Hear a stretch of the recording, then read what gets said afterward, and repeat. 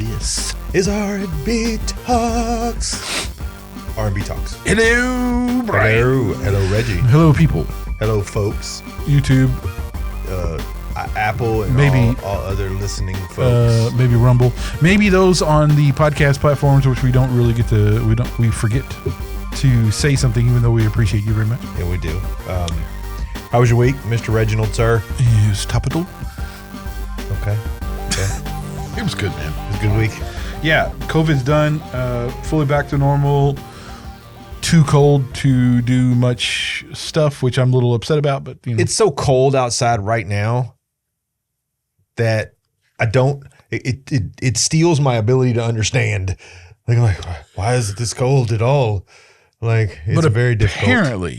Apparently, though, according to the massive intelligence weather professionals that we have, we'll either get rain, ice, snow, or all of the above, anywhere from 0 to 4 feet over the next 72 hours. It's going to snow 0 to 24 inches with 1 to no ice inches. There it is. It's going to happen in between 1 and 842 hours. Yeah. In other words, whatever's happening outside is happening outside. Stop worrying about it. And everybody's flipping out, man. Like church is canceled. Listen, dude. What? Okay, so all right. So let's myth bust right now. Are you ready? Okay, so why eggs, bread, and milk? Why does everybody bum rush the grocery store for eggs, bread, and milk? It's your staple, bro. You could live on that forever.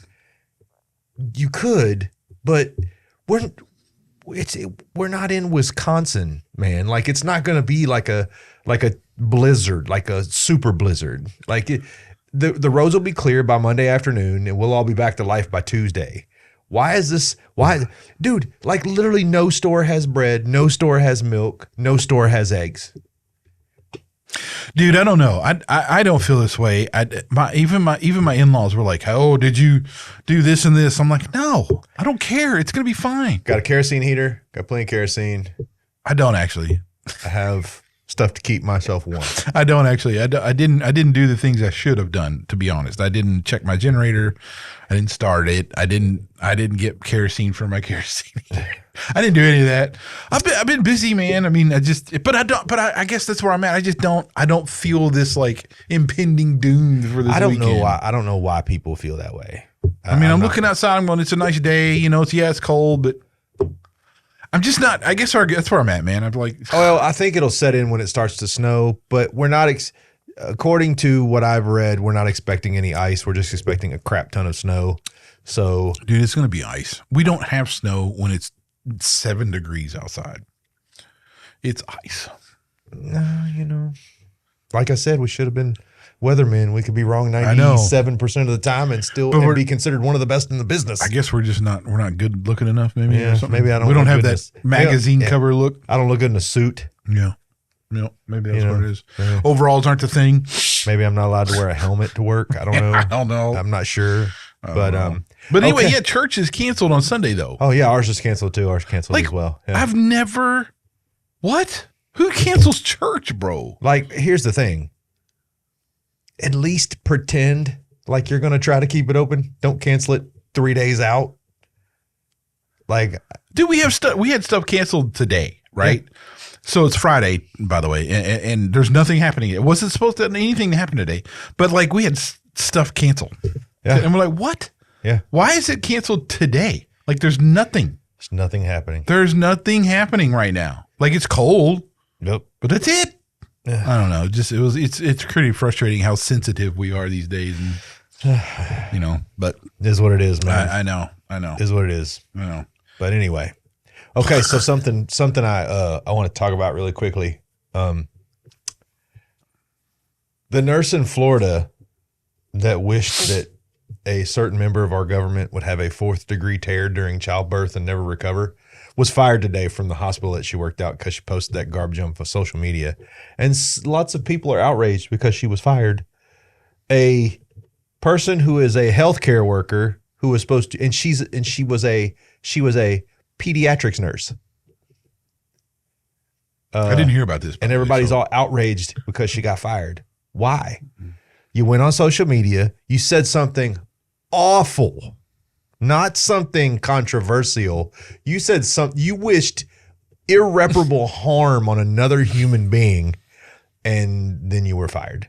So I say kudos to Baptist Healthcare for firing her. I do. So I don't know this situation, but I do know. Here's my thoughts on all this stuff when it comes to this. I actually don't care if you fire someone for whatever reason you choose. I don't believe that we should have things in place. Even, and I'm talking even being, if you want to be racist or whatever, I don't care. Like, I'll be honest, because the public and the free market should choose where to shop and where to publish and all this kind of stuff. Now, I'm not saying you should. Okay, let me rephrase this a little bit. I'm not saying we shouldn't have some basic ideas of like you can't discriminate from this to this. Yeah, there shouldn't be some guardrails. Yeah, right? but I'm saying in general though, with those guardrails in place, I'll say it that way. With those guardrails in place, I don't care who you hire or fire, as long as it's not in there. Like, but I will choose to not patronize that establishment. Here's the thing for me. That's what the free market does. And this is kind of a weird way to address things.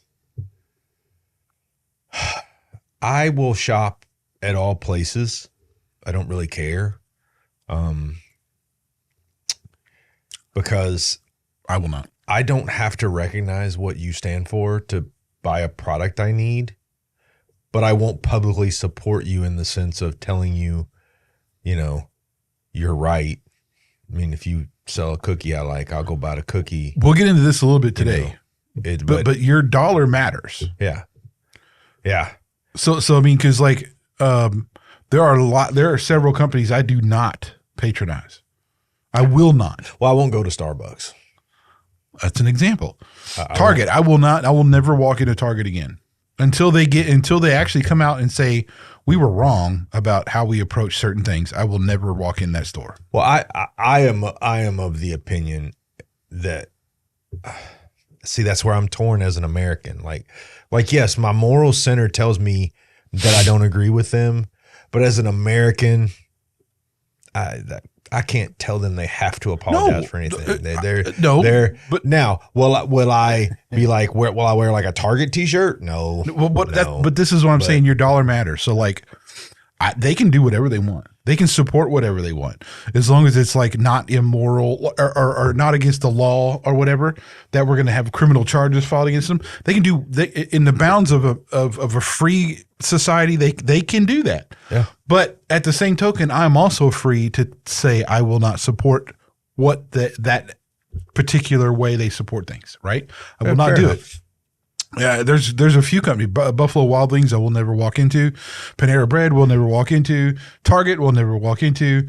There's a bunch, man, because I just will not do it. I will not take my dollar. Now, let me say this. That's not to say that every single thing, or like if I'm out with a group of people and that's where they're going, I'm going to be like, nope. But it is to say that if I have a choice and if it's like a real choice and it's not going to inconvenience a bunch of other people who already have plans to go there and over there, look, I'm just going to do it. Well, and then there's I won't do it. There's like, for me, I also have a financial choice where I choose to support local businesses. It's the same thing. Like I don't want to give my dollar to the corporations, because places like Walmart, places like they murder small business. They murder it.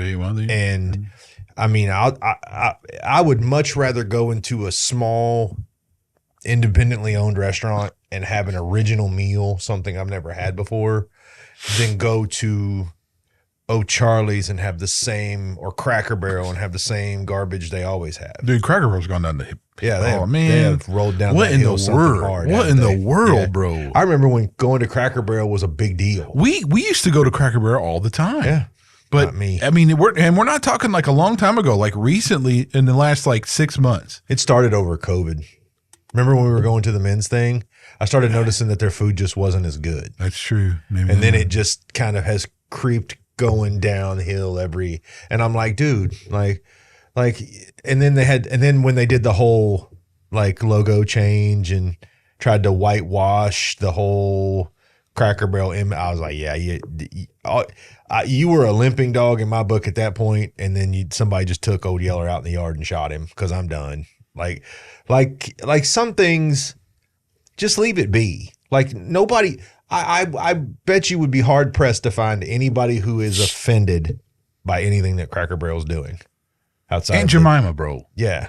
What? Dude, the best syrup ever. And then they just wrecked it, bro. Yeah, they just wrecked it. So look, getting into what the real topic is today is like this is coming on the back of the last one we had, which we talked about how our institutions in science and big tech, how those just got overran with an ideological standpoint that has been detrimental to the society in general. That carries into today's conversation about how corporate the corporate capture of the liberal ideology. Well, and the core question being, how did the boardrooms of America's largest corporations, become ideological enforcement arms, and why do they care more about ESG scores and customers they serve? Right. Well, so if we don't know what ESG is, environmental social governance, and that's just something asinine. But it's the same. Here's where I wanted to talk about this, because it really does take after what we talked about last time. Like, you had this ideological thing influence and get indoctrinated into the institutions through academia and science and big tech, and that's what we talked about. Yep. Well, the same thing goes here as well. Is like, as those hippies got indoctrinated and then started training more hippies, we have now got those people getting out of college and into the corporate America as these, DEI champion type of people. Well, and I think a great example of this, just to give an example for somebody to be able to kind of grasp onto what we were talking about, was Budweiser. Oh God. When the whole trans ideology thing, people spoke with their money. And they stopped buying Budweiser, and they suffered. And here's what's so funny. Okay, so you ready? When Budweiser got dropped, the hard left said it was because Americans were racist. Do you want to know what the number one selling beer was when Budweiser got dropped? Modelo. How's that racist? Like, I'm trying to figure that out. But anyway. Because that's all they're going to do. That's all they see. But it's kind of like, there's a lot of words out there right now, like DEI and all that stuff. It's just lost its punch, man. There's nothing left to it. It's just, when you call everything racist, then nothing is racist. Nothing is racist, because that word doesn't carry any meaning. No, not just that, but like, I mean, just when you can't have a conversation because of you're gonna get offended and call words violence, then I mean, there is no conversation to be had. Yeah, it's done. You've nothing. None of that has words, right? But look, so this is really kind of go back to. So here's the old way. How can I put this? Milton Friedman. Yeah. Okay. The social responsibility of business is to increase its profits. Yes. That was the New York Times Magazine, 1970, Milton Friedman's corporate. This is what business is primarily supposed to do, is increase its profits. Yeah. Right. So it was like the shareholders increase their profits. There's the social responsibility is just spending someone else's money for general social interests, essentially taxation without representation. Yes. Okay. So that's where it started. And I'll say one quote here. There is one and only one social responsibility of business: to use its resources and engage in activities designed to increase its profits so long as it stays within the rules of the game. Milton Friedman. Okay. So that's really where it was. That's where businesses were targeted in the social construct of our society type of thing, right? Along comes Lewis Powell. Called for political engagement, often cited by the left as the origin of corporate activism. A loony bin. Yeah. No. It's when we went cracky. Yeah. Then you had John Elkington, who said people, planet, profit framework. He made all that up in 1977. 2004, you had the UN Who Cares Wins report, which was the first time we saw the awesome ESG being used. Environmental social governance, which is I know, but then I've yet to find anything that can explain that to me in a clear enough definition where I will understand it. But anyway, so then you had 2006, which is you had the principles of for responsible investment, which is also part. They launched like the framework for ESG. Yep. 2015, you had the Paris Climate Agreement, which is a bunch of regulatory stuff. Well, by far the Paris Climate Accord was probably one of the worst, just ideological and applicable False things we had ever gotten involved in as a country. In a religion based on climate change, it's just, that's just not as verifiable or anything. So then we had the Larry Fink. Okay, now look, let me take a second. Larry Fink is probably one of the most influential people on the planet. Why I say that? Because he's CEO of BlackRock. BlackRock is the biggest contributor to an economic force in the world. Yes. $10 trillion in, I think, and something like that is in the assets that it controls or something. It's freaking crazy. I'll go on a limb here and say that it's very easy to say he is probably one of the members of a cabal or whatever. If you believe in that type of thing, there's probably no way that he could not be involved in that. Yep. Yeah, he's had some purpose letters and memos and stuff go out to other business leaders to influence how they do things. The Business Roundtable. Yes, 181 CEOs signed statement abandoning shareholder primacy, which was shareholder primacy. Primacy, whatever. Primacy. Okay. Anyway. Then you had the 2020 George Floyd nonsense, which was when DEI hiring just took off. Like it just exploded. Crazy. And here's the thing, like it goes back to a question that was asked, and it's a question no one can ever answer. If I'm on an airplane, do I want the pilot to be a guy they hired because it didn't have enough whatever people to meet a quota? Or do I want the dude that's the best pilot? Or dudette, yeah. Give me the best pilot. Is it a pilotette? No, it's not a pilot. It's a pilot. It's just a pilot. Pilot's not. I want the best pilot. Right? I don't care if you're from the third ring of Saturn. As long as you're the best pilot, we're good. Yeah, I mean, this is what they threw at Charlie Kirk a lot because he said stuff like he said that. Well, but here's the framework, right? And this goes back to the thing with the left that just I can't reconcile. And it is, well, we want fairness. Is it fair for you to put an underqualified person in a position where lives could be lost because they're unqualified? That's the question. It isn't a question of their skin color or their ethnicity or whatever that is. You're willing to sacrifice lives just so you can hold up your DEI trophy. I'm not really sure that the tolerant left should be saying that out loud. Because they're the tolerant left and all. Oh yeah, but anyway, so tolerant. So anyway, look, you had all this stuff DEI ESG peak around 2021, 2022, 2023, and 2024 is when you started seeing the consumer base start actually saying no. Yes. So what we talked about already with Bud Light, what we Target. With the massive DEI layoffs, and then you actually had some anti-ESG legislation kind of start going through.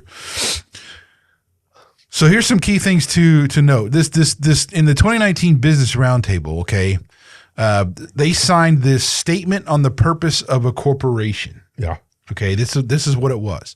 It rejected the shareholder primacy, which we already said, but it redefined the purpose of the business to include all stakeholders, customers, employees, suppliers, communities, and shareholders. So the shareholders became listed last. And you had people like Jeff Bezos, Tim Cook, Mary Barra from GM, Doug McMillan from Walmart, those kind of things. That's who signed this stuff. So basically you went from a business enterprise to generate economic returns to its owners to a fundamental commitment to all of our stakeholders. Well, and that's a different thing. And this is a very good, you're making a very good point. And the reason this matters is this gave ideological cover for every corporation decision that prioritized politics over profit. Unfortunately, the word stakeholder bothers me. Let's be clear, and I want to be very blunt about something. There's 100 different coffee shops. If one closes, it was because the business was run poorly. If you blame the customer for that, that's a lack of responsibility. That's what the word stakeholder means to me. You're going to say that the customers had a stake in it. No. You're the business owner. Your policies drive your business. If your policies are bad, your business will be bad. That's truly true. Yes. There's no other way to say it. Yeah. I mean, but the problem here is that you had this rise of ideological capture in the corporate America that kind of was, again, gatekeeping certain things and doing stuff like that. I mean, you had people saying that they should charge more to certain people than others, like based on attributes. What? Yeah. Your pricing model is now going to be based on skin color or ethnicity or something, and you're saying that's ethically responsible? Yeah. And that's good for the stakeholder? It's what? not. It's garbage, right? I mean, Yeah. so anyway, that was what it was. But how this is a big one. How did it happen, and why? This is huge, okay? And like I said before, BlackRock, $10 trillion in assets under its management, okay? Vanguard, $8.6 trillion. And State Street owns $4.1 trillion. So you have BlackRock is 78% of the S&P 500. You have Vanguard, who is about roughly 8% or something, a little less than that, which – actually, why did my percentages come out like that? Anyway, that's not important. But anyway, you have three companies combined that do roughly about, $22 trillion of assets management, which is insane. That is almost a quarter of the S&P 500 that they manage. Dude, BlackRock's $10 trillion is larger than the GDP of every country on earth except for the U.S. and China. Yes. That's ridiculous. Okay. These three companies are the biggest shareholders in 88% of the S&P 500 companies. Yeah. 500. Okay. Now, if you don't know this, 500 means 500. These are 500 companies that are publicly traded on the stock market, and they're the largest share, meaning they have the say in what goes down on 88% of them. Yeah. They vote on virtually every corporate proxy resolution. Yes. Now, here's the thing about Fink. Oh, Larry Fink. All right? The Finkster. Let me just have something. In 2018, society is demanding that companies, both public and private, serve a social purpose. Yeah. 2020, climate risk is investment risk. Yes. 2021 called for companies to disclose a plan for how their business model would be compatible with a net zero economy. 2022, stakeholder capitalism is not about politics. It's not a social or ideological agenda. Okay? This is Fink, right? But here's what's important. BlackRock votes on shareholder resolutions. They consistently vote for ESG related proposals. Yes. Okay. Yes.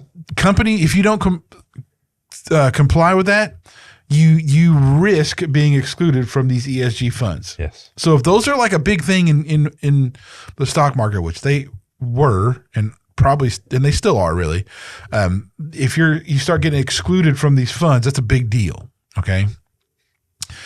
So what the index funds like this give BlackRock voting power without having like stock picking. They vote their shares for every company in the index, right? So that's why this is such a big deal. To say it cleanly, in 2017 New York Times interview, Yep. we are forcing behaviors. Yes. This is the biggest CEO in the world with the largest asset management in the world saying they are forcing. Yes, we are forcing behaviors from how they vote and everything else. That's why this is so bad.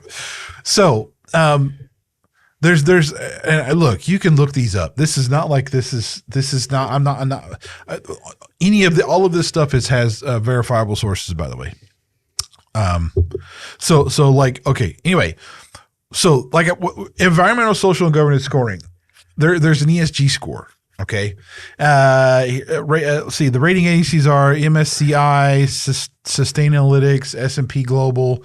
They assign these scores to the companies based on how they do environmental and social stuff and how they govern their corporations. Right.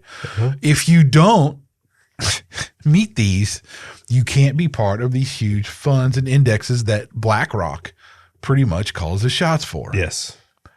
That's why this is so big deal. And that's how it's pushed this way. That's why most of your large – see, if you didn't know this, you wouldn't – like why would all these corporations be falling? Well, it's because they have to in order to be involved in these large stock indexes, dude. I mean, so – and I didn't know the depth of this, right, before I did a bunch of this research. Go ahead. And the problem with this, and as I'm thinking about this and my brain is working, your rating methodologies are proprietary, but they're inconsistent. Your companies have a vastly different scores from different agencies, and the criteria often don't have anything to do with the financial performance of the company. It's, are you being socially responsible? I don't, again, man, when I think about these things, I just don't understand. Like, you have $10 trillion in assets. You obviously have done something well with your company. Why is this your driver? Right? Control and more power. Yeah. This is what I mean by you. I didn't get into it here. There should be a big beacon that points to, why would he care? Yeah. Why would he care, really? Why does it matter? Why does it matter? But then dude, if you can go down that conspiracy rat hole and then figure out, oh, maybe that's not so crazy. Maybe there are real reasons behind that, behind just being one of the wealthiest people on the face of the planet, and controlling this kind of stuff. And by the way, the Fed is actually the wealthiest, most controlled thing, power on the face of the planet. By the way, if you didn't know that, it's a private company, and they are that you can't even you don't even know. That's the scary part. You don't even know. No one knows how much really, because it's the Fed, and they can pretty much say whatever they want about how much they have. It does not. They have so much, it does not matter. Yeah, that is crazy, dude. Well, to give people a solid example of what this is, would be the Tesla example, right? Tesla was removed from the S&P 500 ESG index. Meanwhile, ExxonMobil remained in the index. Tesla, the company that makes electric vehicles, scored lower on ESG than an oil company. Elon Musk called ESG an outrageous scam, and the reason that was given for Tesla's exclusion was lack of low carbon strategy. Tesla's entire business model is low carbon. Yeah. I mean, and workplace conditions. He's even said that quite a bit. But, so what happens is the ESG decisions and how stuff gets made is like it drives if you have a diverse board of people or not. So in other words, you're checking the boxes off. Yeah, you're checking the DEI boxes. Yes. You publish paperwork saying you're sustainable and environmentally whatever, and then you actually make climate commitments. See, in other words, you have to believe in the liberal ideological standpoints of everything. This is what is going on, folks. And this is what you got to understand. You know, I think one of the main reasons why we're doing this is we're trying to get people to understand how deep the liberal ideology has fracked into our culture. Dude, that's exactly what we're doing. Like it's so deep. And I don't think this is going to be the end of it, because we still haven't covered, you know, day-to-day life, how it's, you know, ideologically captured, you know, but it's unbelievable that we live in a world where non-palpable, non-provable things dominate the way that we think the world should run, not the way the world is running. Well, it's just not that. You're right, but I'm saying like there's this. Well, we talked about why this is, and the social justice, like false Robin Hood, nonsense. It just doesn't add up. But here's the problem, guys. Let me write this example out for you. And this is not a quote from anybody else. I actually came up with this on my own. We all watched Robin Hood, right? The movie Robin Hood.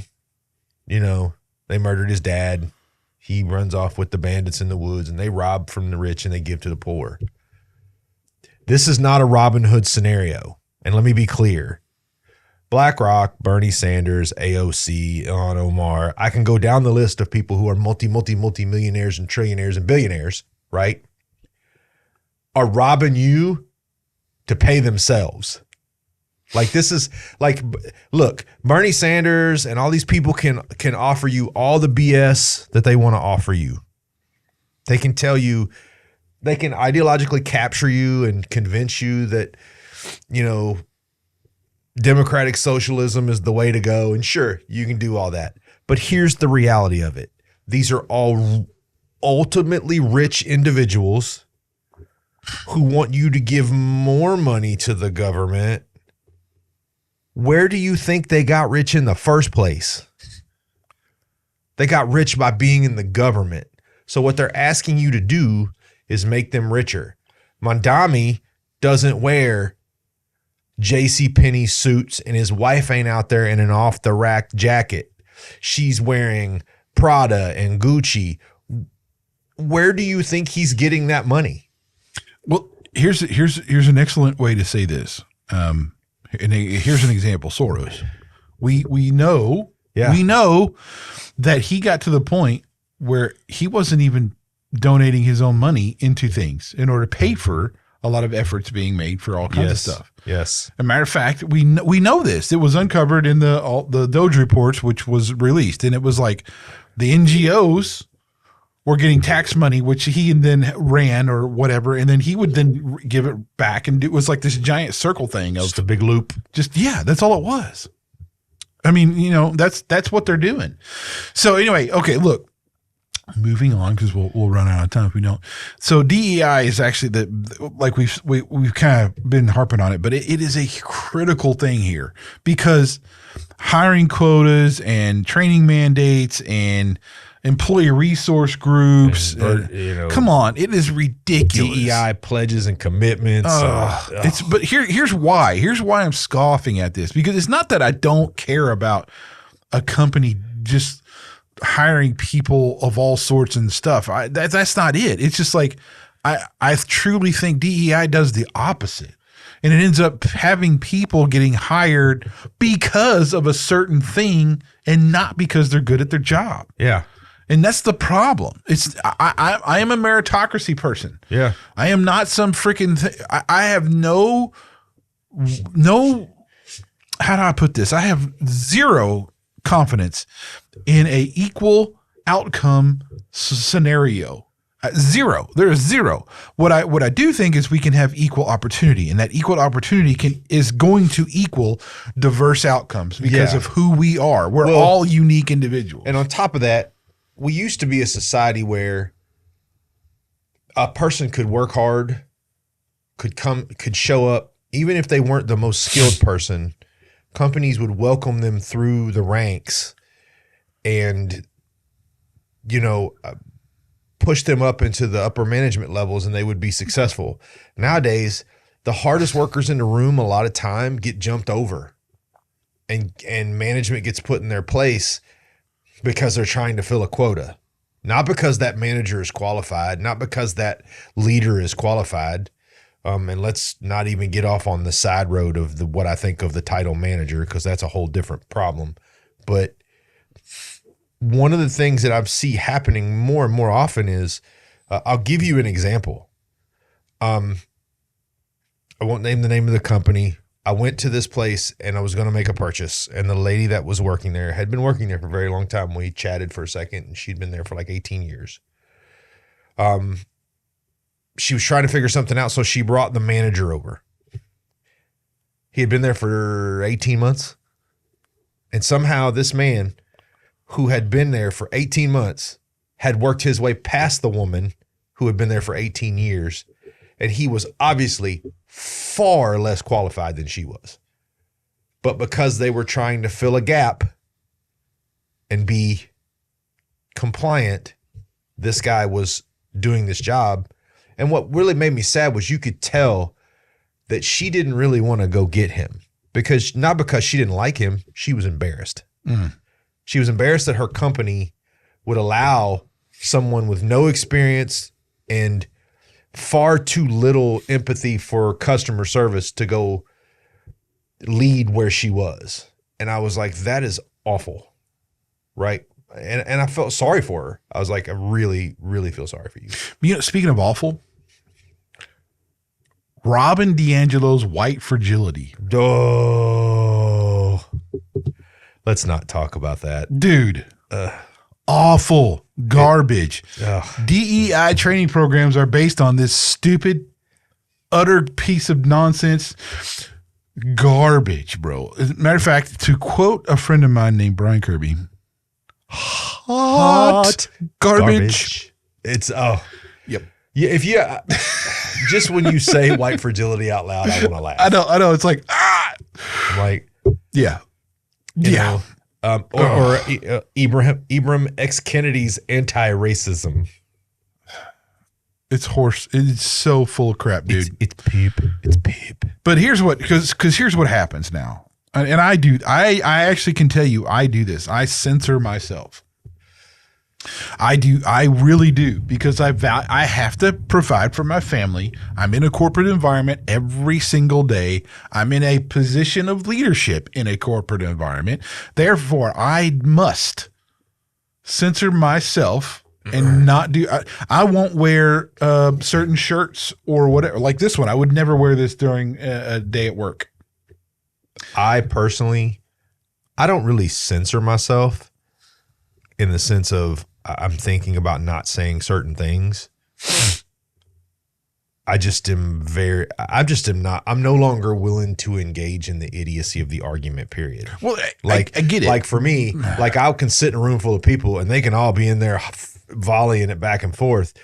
And there might be a second where I want to be like, yeah, I need to tell you all that you're wrong. But then I'm like, I do not want to waste my oxygen or energy fighting with a group of people, verbally or otherwise, I hear you, that are too hard-headed to even realize what's happening. Yeah, but what happens is innovation is then stifled, because sometimes, and I don't mean like this is really technologically whatever, but whenever you feel like you have to censor yourself, that does kind of bleed into things other than that too.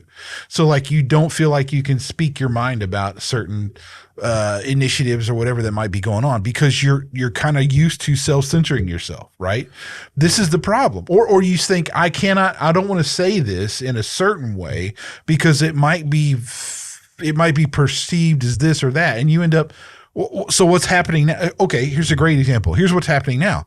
People aren't saying what they want to say. what they're doing is they'll go to AI, they'll put it in, hey, how can I say this? And AI then is, so all you're doing is having these AI impersonal communications back and forth. And it's so impersonal. And so it's actually ridiculous because you're so fragile about things or so overly sensitive about stuff. Well, and that's crazy. This goes back to what I've said all along.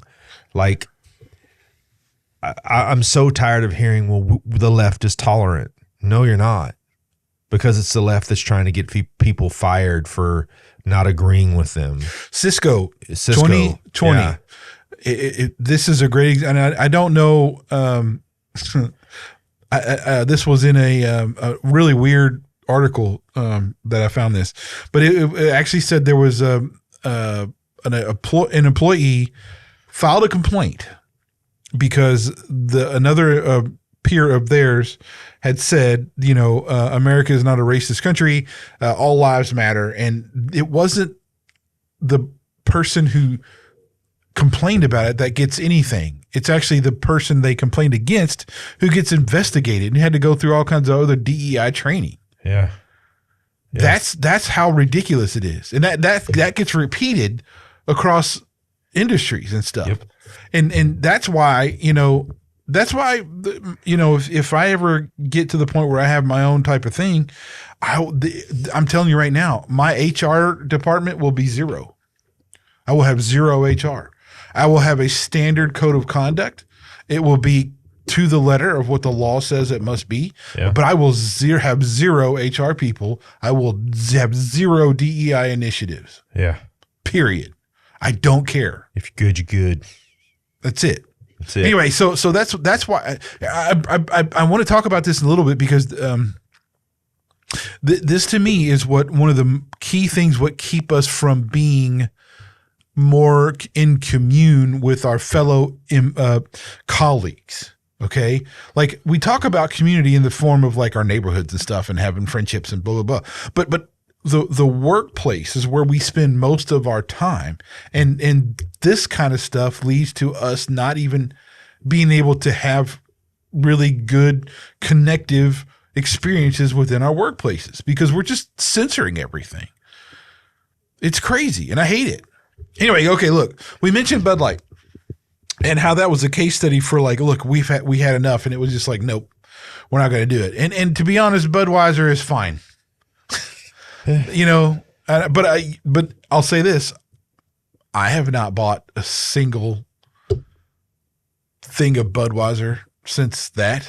I haven't, and I won't. I actually won't. And the thing is, that was in.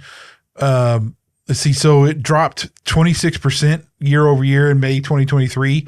Market cap was $27 billion at its lowest point, which is huge. And then it still hasn't. His stock still hasn't recovered. So I mean, there's that. It was the number one beer, kind of, and it's not anymore. Well, I mean, dude, second study is Target. I mean. In 2023, Target's Pride Month collection included tuck-friendly swimsuits for adults. Yep. Some items designed by Ibram, a brand whose designer had previously created Satanist-themed merchandise, pentagrams, Satan respects pronouns designs, products placed in front of store displays, including the stores in the conservative areas. Let's put a dollar amount on that. Market cap loss was $10 billion within 2 weeks. Stock declined 20% from May highs. Same store sales declined for first time since 2016. The response from Target announced it would move pride displays to the back of the store in some locations, received backlash from LGBTQ groups for caving, caught between two constituencies, but only one of them was their primary customer base. What it revealed, internal teams assumed pride merchandise was uncontroversial. No one anticipated backlash to the specific product designs. Tuck-friendly Satanist designer. That's kind of weird. Regional variation in customer base wasn't factored in, right? Well, here's the thing too. The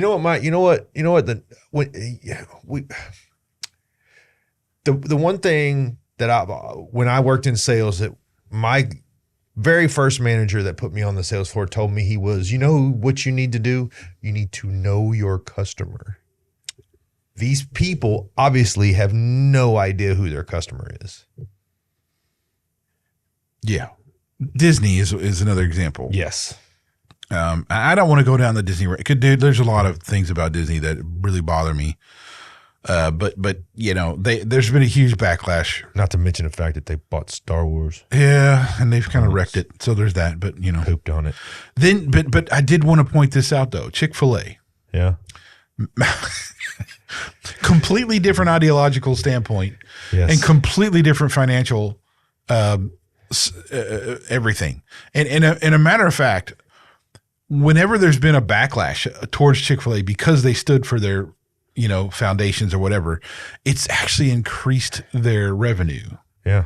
So, I mean, that should tell you that, you know, this is not when we're talking about where we spend our money, it's revealed through most Americans really don't go buy into this nonsense. Well, the truth is revealed in the results, right? Like let's just take a hard look for a second at the results. The truth is revealed in the results. The Democratic Party is at its lowest approval rating in history. It's awful. Not according to some of these left-wing lunatics, dude. But I don't want to pay attention to what crazy people say. No, but I'm just saying, right? like they're in a bubble of their own. They are. It's the old case of tell the lie enough and you'll start to believe it. That's basically what's happening. The country spoke and they voted in Trump. Trump has had epic success in a lot of areas. He really has. Going to Davos and coming out with a blueprint for Greenland. I mean, that was his purpose and he came out with it, right?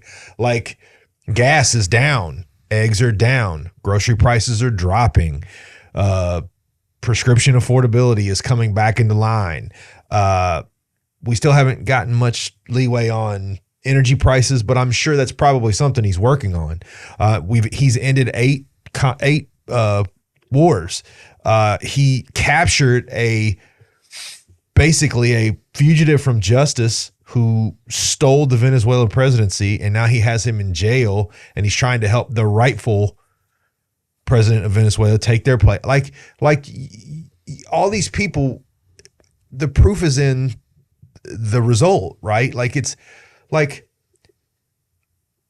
there are more people today. We had a bill where 7 Democrats who were hardline lefts came in and voted to fund our government and to fund ICE. The proof is in the results. It's the same thing I've always said. I don't pay attention to what they're saying. I pay attention to what they're doing. And the left is the reason the left is lashing out right now is because they've lost their grip and they think that the only way to get their grip back is to repeat what happened during COVID. But the problem is now we're not all on lockdown. But just to go along with this, the proof, the left-wing lunatics can say whatever they want. The proof is in the result. And the result is a lot of businesses, Chick-fil-A, the backlash with the Cracker Barrel, all those things are showing that the majority of the public does not want this. Yeah. Well, okay. And then from a biblical perspective, yes. I got this from AI, and I hadn't even thought of this before. You AI'd up some biblicals? I did. Well, it spit it out because, just so everybody knows, I mean, I use AI to put together the outline. So like I go through and research with AI. I do my own thing. I give it this and this, and I have AI spit out our discussion guides that we're using right here, right? Yeah. It came because, you know, one of those rare instances where it remembers our context is actually Christian men. Yeah. And it spit out this Babylon as a commercial political system in Revelation 18. I just hadn't thought of it this way. But here it goes. Revelation 18:3. For all the nations have drunk the maddening wine of her adulteries. The kings of the earth committed adultery with her, and the merchants of the earth grew rich from her excessive luxuries. Revelation 18:11, the merchants of the earth will weep and mourn over her because no one buys their cargoes anymore. 18:23, your merchants were the world's important people. By your magic spell, all the nations were led astray. Now, does that not sound like a commercial Babylon systematic destruction. Yeah, it does. And isn't that crazy? I didn't even think about it that way until AI.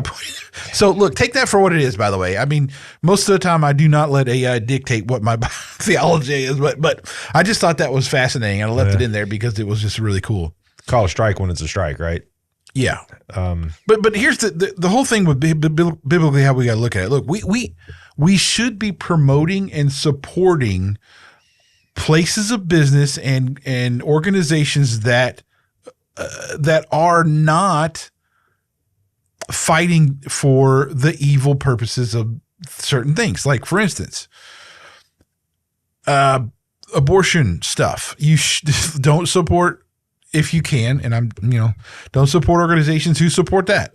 All kinds of things. If it's antithetical to the Christian worldview, we shouldn't be supporting those things. And that your dollar matters in these cases. Matthew 6:24. No one can serve two masters. Either you will hate the one and love the other, or you will be devoted to the one and despise the other. You cannot serve both God and money. The fact of the matter is, in all this, if you are taking the right view of things, none of it's ours. No, we're stewards of it. We're stewards of it. And as stewards of it, I'm going to put my money in places where I think it's best used and helps the most and does the most good. That's not to say that we don't get into retirement plans where money might be going into investable companies. But as far as me taking $1 from my pocket and pulling that dollar out and saying, I'm going to do business here, I'm going to take that dollar and spend it in the place where the dollar is spendable, right? Like the dollar is credible. I just don't understand. I don't, and I don't think it's because I'm ignorant. I think it's because it doesn't make sense. Well, like it just doesn't line up. So it just goes back to this, the corporations prospered under a system built on Judeo-Christian values. Yes. Okay. That system bred comfort, bred forgetfulness. Okay. This is the same type of pattern. The new generation of leaders attributes all this success to, it's innovation and progress, and forgets totally about how the cultural foundation from which it bred from. And so now serve different gods. Now it's diversity, equity, and inclusion.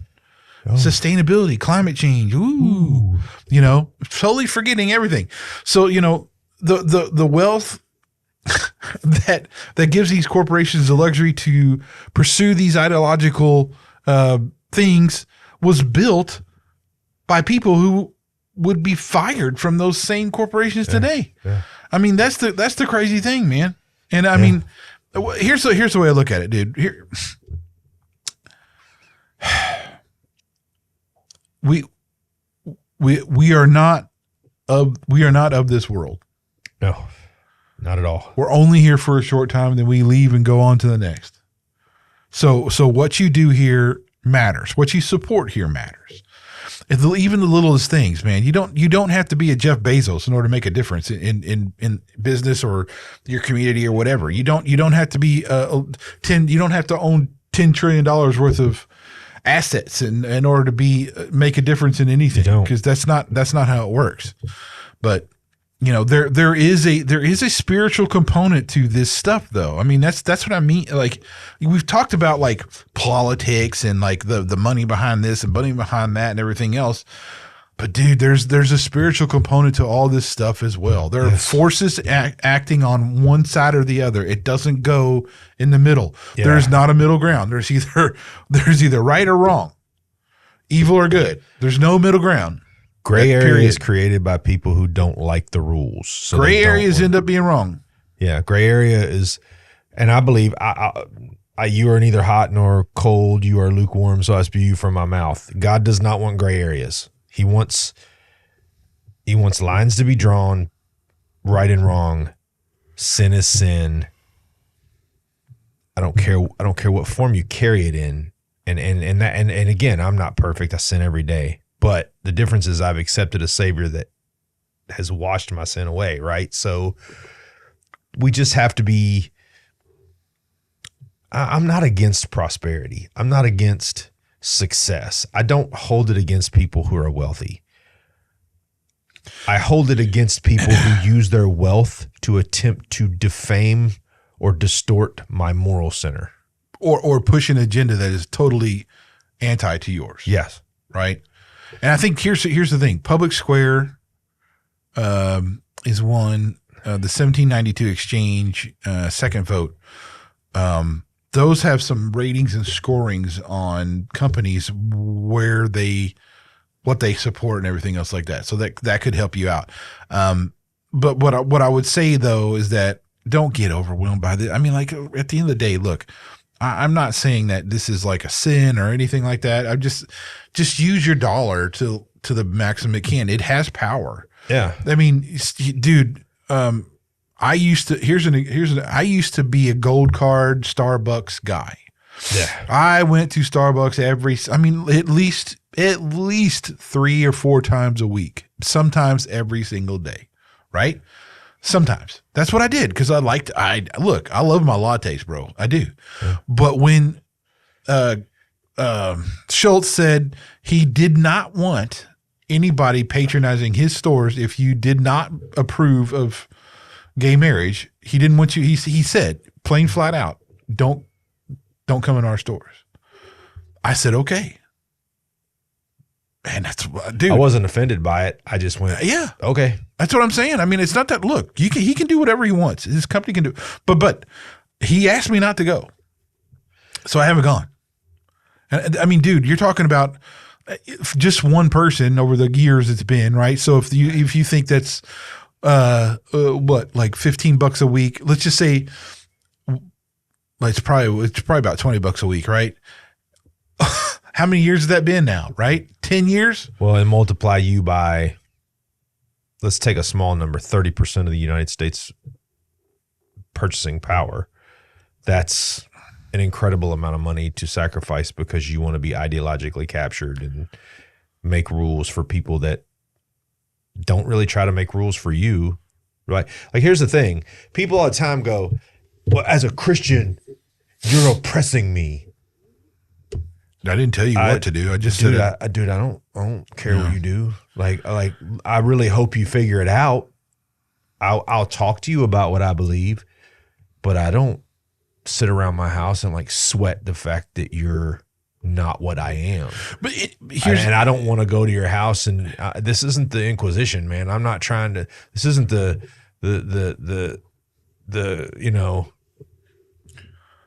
Crusades. No. I'm just. Dude, do what you want. You're free to do it, but we don't have to be loud about things. No. I mean, that's the thing. Like, the Bud Light stuff, Target stuff, all those things. We showed what happens. Like, yes, you had some loud people on social media, but you didn't have. It wasn't just them. There wasn't anybody burning down cities. Was it well for that? Rioting, but or shooting people. The silent majority said we're not going to buy your products anymore. Yeah, we're done. And that's what made the difference. It wasn't, look, you had those people on social media blowing up the Budweisers and all this kind of stuff, but they didn't buy millions of dollars worth of beer. The silent majority said, no, we won't do that. We won't support that. And we didn't. There you go. And we didn't. Yeah, we weren't clanging bells and no, we just didn't. Like you just didn't get our dollar. We took your message, we heard you loud and clear, and we made a decision to protect our peace and to protect our center, and just left you be. Look, I'm all for liberty. I truly believe in as libertarian as you can get without being whatever, because I don't believe government should be in your business a lot. Right? No. I don't. But at the same token, like that also means I believe that I have the freedom to not do certain things or to do certain things, to spend certain things. Very simple. Government needs to protect my borders, collect my taxes, run my military, and then leave me alone. Well, the leave me alone part, it's especially true. So anyway, so look, one thing at the end here, because we're almost out of time. I think it's great that they're actually arresting people for the Minneapolis church protest that went inside the church. Yes, you broke federal law, and you can say what you want. You frightened kids. Yeah, you frightened children. Are you kidding me? You shouted down kids. You shouted down mothers. You shouted down people that were trying to find peace. The guy with the beard, the head of the whole thing, the one that claimed he was former military. Yeah, you were dishonorably discharged for theft. So you need to shut your hole. You got arrested. I hope they find a bottomless hole in the bottom of the prison and drop you in it. Not just that, but like I saw some pictures that were doctored from certain things too. That was crazy. Look, man, that was stupid. I don't go kick the door. I don't go kick the door open at your save the planet. The ice caps are melting. Throw oil on paintings party. Don't roll up in my church and tell me what I need to do. See, that's the thing. It was in Minneapolis. What do you think that would have happened? It would have been in like Texas or like here. Yeah, ooh. No, that wouldn't kick the door open on a Texas church. That'd been a whole other outcome. The thing is, I know some good old boys, and I won't say not me. I'm telling you right now, that would really make me mad. And I'd be like, you're not coming one foot in here unless you want to meet some Jesus. Come on in here. But if you're gonna sit there and shout me down for talking about you, we're gonna have a big problem. Yeah, Well, and here's the thing, that and again, these people are professional protesters. They're being paid. By who, Brian? By George Soros. Did I say that out loud? Okay, then you still George Soros. No, go ahead. Okay. Anyway, but yeah, like I'm glad they arrested people. I'm glad that Pam Bondi, Don Lemon, dude, you need to go to jail, dude. You were just as big a part of it as anybody. You can say what you want. You can make all the claims that you're just a journalist. You were fired from your journalism job, so you are not a journalist. You are a freelance podcast dude. You don't have that credential to wave around anymore. He's a douche. Yeah, like nobody likes you. I don't like him. I don't like you. You're a pot stirrer, and not in a good way. You're like somebody pooping in a punch bowl, man. Nobody likes that. Just go do your thing. If you want to go do your thing and you want to go on your podcast and you want to demean people and attack people because you are the tolerant left, go do it. But dude, you can't break the law. The law's the law. Yeah. It's just look, here's the deal. What you do matters. And it doesn't, like, you can look around and see how we talked about this. The media is not on your side. Yeah, it is not. If you're a Christian man, especially a Christian white man, you are especially not a media's favorite person. But what we've talked about here lately, though, is that it's turning, and you can make a difference. Like you had the success stories about the Bud Lights and the Targets and all this kind of stuff. Yep. You have DEI being cut across everywhere. And then you also have ESG funds right now that are facing some significant challenges and stuff too. You have other countries that are standing against ESG and DEI. They're coming out and saying, we don't want it either. And then you have Argentina, who gets in the mix here because of the vast success from a completely libertarian mindset that has just turned a country completely around. So it's like this stuff is happening, and it's what I look at this and go, it's just not hard, people. These equations aren't that difficult to solve. We have the data to tell you this is what it is logically. It's not even it's just so stupid. So anyway, I look, we hope and pray for the hope of your future and ours, and we just look at the way the economy is and the way things are going, and we just I think the left is obviously off their rocker, but I think the majority of Americans have still got their head on their shoulders. I think so, regardless of what the mainstream media is saying or what they will say, they're full of crap. Yeah. So yeah. Anyway, that's all, folks. What do you think, Brian? Don't die in a snowstorm. Thank you for that intellectual tidbit. Snowpocalypse. Hey guys, in case I haven't said it before, thank you for watching, and We live in America. You have a right to speak your mind. But speak it in a way where it makes an impact. Don't speak it in a way where it's offensive in its tone. Use your power of communication to make powerful communication. That's incredibly circular, but okay. Yeah. Thank you, Brian, for that wonderful insight. It was a wonderful insight. I thank you for that the compliment there, Reggie. Anyway, We are R&B Talks. I'm Brian. I'm Reggie. See you guys. Bye-bye.